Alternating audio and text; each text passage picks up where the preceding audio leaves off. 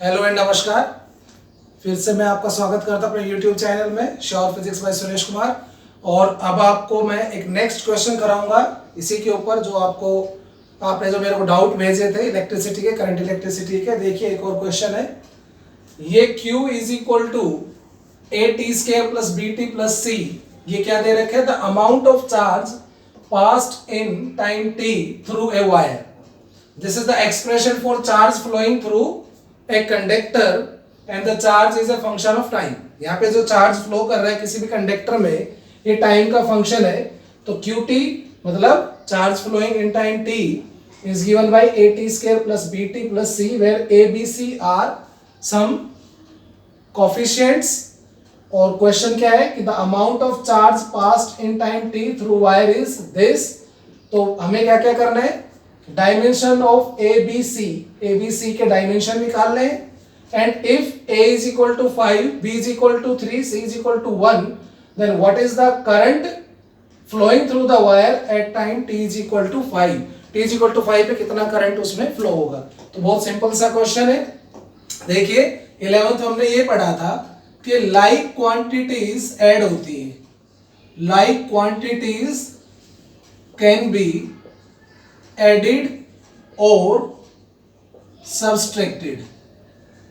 एक जैसी like quantities को हम ऐड या सब्ट्रैक्ट कर सकते हैं, कभी भी डिफरेंट क्वांटिटीज को ऐड या सब्ट्रैक्ट नहीं कर सकते। मतलब मास में मास ही ऐड करेंगे, मास में डिस्टेंस ऐड थोड़ी कर सकते हैं। डिस्टेंस में डिस्टेंस ऐड होगी, फोर्स में फोर्स ऐड होगा, टाइम में टाइम ऐड होगा। तो जैसे कहते हैं length plus length is equal to length, ये था ना। तो और जो हम लेंथ में एक क्वेश्चन था 11th में, L plus L is equal to L, मतलब लेंथ में लेंथ ऐड करेंगे तो लेंथ ही आएगी। यानी कि इन तीनों टर्म का डायमेंशन फॉर्मूला सेम होगा, सेम क्वांटिटी है। यदि ये लेंथ है तो ये भी लेंथ है, ये भी लेंथ है। ये टाइम है तो ये भी टाइम, ये भी टाइम, ये भी टाइम। तीनों का डायमेंशन टाइम है तो टाइम का होगा, लेंथ है तो लेंथ का होगा, जो भी है वही होगा। तो उसी तरह से अब आप देखिए इस इक्वेशन में ये चार्ज है तो चार्ज इज इक्वल टू, तो ये भी चार्ज, ये भी चार्ज और ये भी चार्ज, तीनों चार्ज ही होंगे। ठीक है, तो इसका मतलब A इंटू टी स्केयर, ये क्या हुआ? चार्ज।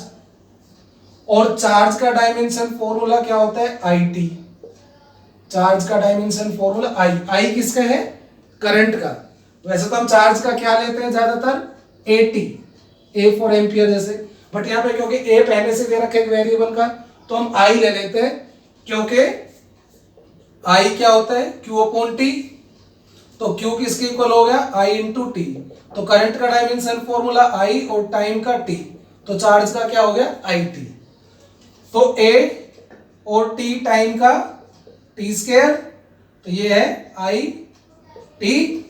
एक टी कैंसिल हो जाएगा तो ए का डायमेंशन फॉर्मूला आ गया आई टी माइनस 1। ये टी इधर जाएगा तो ए का dimension formula I T minus 1। ऐसे ही बी का, अब ये भी चार्ज है, बी इंटू टी, ये भी चार्ज, और चार्ज का आई टी लिया हमने, तो बी इंटू टाइम का टी, और ये आई टी, तो टी कैंसिल, तो बी कितना आ जाएगा?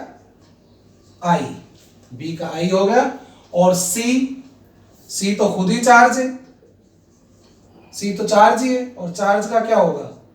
आई टी, चार्ज का आई टी। तो इस तरह से हम ए बी सी तीनों के डायमेंशन फॉर्मूले निकाल लेंगे। अब इसका दूसरा पार्ट करते हैं। दूसरा पार्ट क्या है? Current flowing through conductor when time t is equal to 5 second. तो हमें पता है कि current is rate of flowing charge, rate of flow of charge. तो I is equal to d q by d t. तो D q, q कितना है हमारे पास? A t square plus b t plus c. तो ये हो जाएगा, ए कांस्टेंट है, टी स्केयर का differentiation 2t, B constant, t का डिफरेंशिएशन 1, और सी कांस्टेंट, इसका डिफरेंशिएशन 0। टी स्केयर का डिफरेंशिएशन 2t, ये ए बी सी तो कांस्टेंट है, a as it is t square का 2t, b as it is t का 1 और c constant 0. So current becomes 2at plus b. तो 2a, a की value कितनी है? 5, t की वैल्यू कितनी है?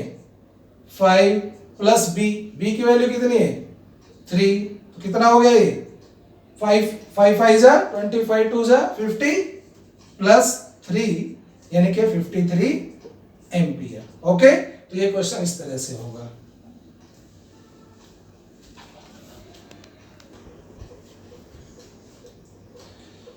ये एक और क्वेश्चन है बेटा, current flowing through a wire, current flowing through a conductor varies with time as per this equation. Current flowing through the wire varies with time as per this equation where I naught is 10 ampere and alpha is 4 ampere per second। तो हमसे पूछा है find the charge cross through the cross section in 10 second. 10 second में कुल कितना charge cross करेगा वो बताना है। बहुत सिंपल सा क्वेश्चन है कि I is equal to I not plus alpha T. तो ये करंट है जो टाइम के साथ वेरी कर रहा है, टाइम का फंक्शन है। तो हम इस करंट को लिख सकते हैं d q by d t, क्योंकि करंट क्या होता है rate of flow of charge, तो D q by d t I naught alpha t. So d q is equal to I not plus alpha t into D t, d t पूरे multiply में आ जाएगा। So d q is equal to I naught into D T plus alpha t into D t, integrating both sides, तो D Q का integration हो जाएगा Q I nought constant D T plus alpha constant T into D T. So Q is equal to I nought integration of D T T plus alpha integration of T T square by 2। So Q is equal to I nought. अब I not की value कितनी है 10 और T की value कितनी given है 10 seconds, plus alpha कितना given है 4। ओके, एंड टी स्क्वायर मतलब 10 स्क्वायर बाय 2, 2 2 जा 4, सो 100 plus 200 that is 300 coulomb. So charge will be 300 coulomb. That's it. Okay बेटा, देखो नेक्स्ट क्वेश्चन, एक और क्वेश्चन हमारे पास अभी। Resistance of an iron wire and a copper wire at 20 degree Celsius are 3.9 ohm and 4.1 ohm respectively। Iron wire है, copper wire है, 20 degree Celsius पे उनके रेजिस्टेंस 3.9 ओम और 4.1 ओम है। ठीक है, 20 डिग्री सेल्सियस पे दोनों वायर पे। पूछ रहा है कि at what temperature will the resistance be equal, किस टेम्परेचर पे दोनों के रेजिस्टेंस इक्वल होंगे। और हमें क्या दे रखा है टेम्परेचर कोफिशिएंट आयरन का 5 × 10⁻³ पर केल्विन और कॉपर का टेम्परेचर कोफिशिएंट ये दिया हुआ है। क्वेश्चन समझ में आ गया कि हमारे पास एक आयरन और एक कॉपर वायर है और दोनों के 20 डिग्री सेल्सियस पे टेम्परेचर पे ये रेजिस्टेंस है 3.9 और 4.1 ओम रेस्पेक्टिवली। तो किस टेम्परेचर पे दोनों का रेजिस्टेंस इक्वल होगा, जबकि दिया हुआ है आयरन के लिए ये और कॉपर के लिए ये थर्मल कोफिशिएंट। तो आप लोगों ने वो डेरिवेशन पढ़ा है कि यहाँ पे देखो resistance is equal to 1 plus alpha T. ये क्या है अल्फा टी, टी की जगह मैं लिख लेता हूं T2 माइनस T1। तो ये क्या था कि T1 टेम्परेचर पे तो रेजिस्टेंस R1 है और T2 टेम्परेचर पे उसका रेजिस्टेंस हो गया R2 और अल्फा उसका कोफिशिएंट है। तब यहाँ पे देखो इस इक्वेशन को अप्लाई करते हैं कि मान लो T1 टेम्परेचर यहाँ पे हमारा कितना है 20 डिग्री सेल्सियस और T2 को मान लेते हैं हम T। मान लो T टेम्परेचर पे दोनों का रेजिस्टेंस इक्वल हो जाता है, दोनों का इक्वल हो गया T टेम्परेचर पे। तो T1 20, T2 क्या लिया हमने T और दूसरे ये तो लिया हमने जैसे आयरन के लिए, ऐसे हम किसके लिए लेंगे कॉपर के लिए। कॉपर के लिए भी R1 1 plus alpha T2 minus T1। तो यहां भी T1 कितना है और T2 T लिया है और ये इक्वल है दोनों R2 इसमें R1 और इसमें R1 डैश। तो इसके लिए देखिए R2 is equal to R1 मतलब 20 डिग्री सेल्सियस पे इसका रेजिस्टेंस कितना है 3.9 इंटू 1 प्लस अल्फा, T2 कितना लिया हमने, T माइनस 20, और इसके लिए R1 डैश कितना है 4.1, 1 प्लस अल्फा T माइनस 20, दोनों को इक्वेट कर दीजिए। तो 3.9 into 1 plus alpha T minus 20 is equal to 4.1, 1 plus alpha T minus 20। Okay, हमें क्या निकालना है, T की वैल्यू निकालनी है। तो T की वैल्यू निकालने के लिए इसको जैसे 3.9 plus alpha into 3.9 T minus 20, 4.1 alpha T minus 20।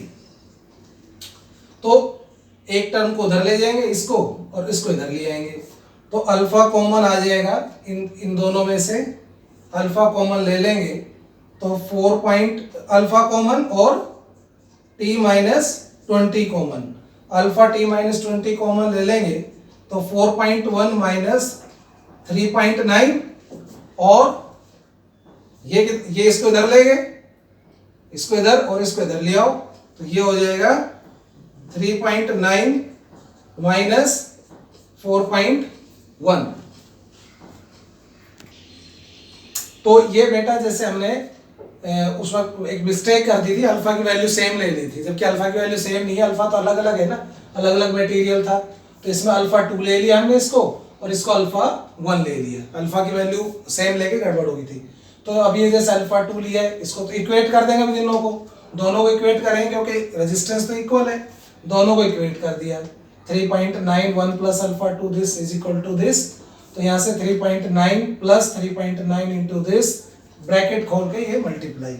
उसके बाद हमने T माइनस 20 कॉमन ले लिया इसमें और इसमें से, इसमें से और इसमें से T माइनस 20 कॉमन ले लिया, और इसको ले गए उधर, तो ये तो 4.1 माइनस 3.9, और इसमें से T माइनस 20 कॉमन लिया तो alpha 2 this minus alpha 1 4.1, T minus alpha 2 की वैल्यू रख दी, अल्फा 1 की वैल्यू रख दी, दे रखी हमें, और फिर उसके बाद T माइनस 20 इनको मल्टीप्लाई किया और सॉल्व किया, तो ये आ गया T माइनस 20 64.5, और T इज इक्वल टू 20 हो जाएगा तो 84.5। तो इस टेम्परेचर पे दोनों का रेजिस्टेंस सेम होगा।